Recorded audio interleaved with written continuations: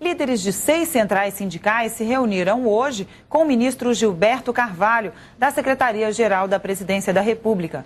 A pauta não poderia ser outra: o novo valor do salário mínimo. A repórter Ana Chalub acompanhou a reunião e tem mais informações para a gente. Ana. Boa noite, Ariadne. Terminou agora há pouco a reunião das centrais sindicais com o ministro Gilberto Carvalho.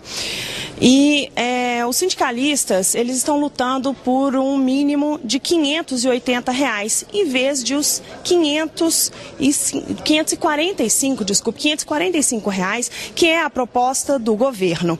Além disso, eles querem um aumento de 10% para os aposentados e um reajuste de 6,5% da tabela do imposto de renda. Mas parece que ainda não houve nenhum acordo. Quem vai conversar com a gente sobre essa reunião que aconteceu hoje à tarde é o deputado Paulo Pereira, que é presidente da Força Sindical. Deputado, o que aconteceu? A reunião foi boa, apesar de não ter havido nenhum acordo ainda? Primeiro, eu acho que foi importante a abertura de negociação com o governo, porque até agora a gente não tinha conseguido falar com o governo. Então o governo hoje nos garantiu, primeiro, essa abertura de negociação, que vamos continuar conversando.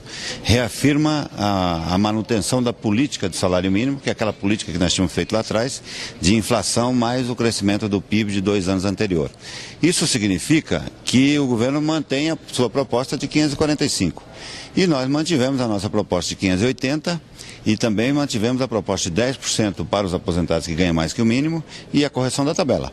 Mas o governo abriu negociação e terá uma nova negociação, uma nova rodada de negociação no próximo dia 2, quarta-feira que vem, com todas as centrais sindicais. E a importância de fazer um acordo com as centrais, com os aposentados, é que caso você faça um entendimento com o governo de um determinado número, as centrais sindicais, os aposentados irão para cá para defender, aqui para dentro da casa, e não para ficar contra. Caso contrário, o governo terá que enfrentar a pressão das centrais sindicais e dos aposentados aqui no Congresso. Então, portanto, eu acho que fica mais barato para o governo fazer um acordo. E eu acredito que, com a abertura de negociação, nós chegaremos a um entendimento.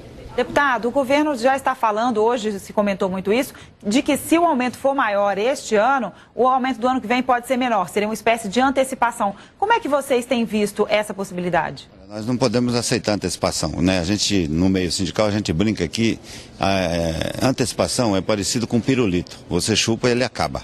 Então nós precisamos ter aumento de salário.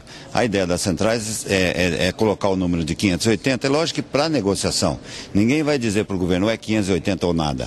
Se o governo fizer uma proposta no intermediário a isso, que não seja a proposta que ele está fazendo, nós poderemos nos entender. É lógico que a gente quer um entendimento da questão do salário mínimo, do salário dos aposentados e da correção da tabela do imposto de renda. Então, com essas 3 questões resolvidas, nós podemos fazer um entendimento. Eu acho que a conversa com o ministro Gilberto Carvalho, com o ministro Lupe e também com o Nelson Barbosa da Receita, aliás, do Ministério do Planejamento, ficou, acho, tranquilo, e nós poderemos chegar, eu acredito, no entendimento da semana que vem, para que possa facilitar a votação da medida provisória que será encaminhada para cá.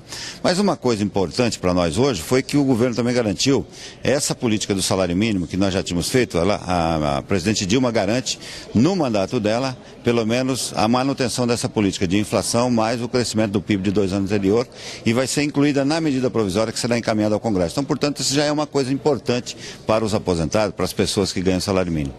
Deputado, em relação à correção da tabela do imposto de renda, o governo não contava com isso. O que avançou alguma coisa na reunião de hoje? Parece que a presidenta Dilma encomendou alguns estudos para ver como seria o impacto. O que foi dito nessa reunião de hoje? Na verdade, o governo estava se fazendo de morto para pegar o coveiro, né? Aquela brincadeira que as pessoas conhecem.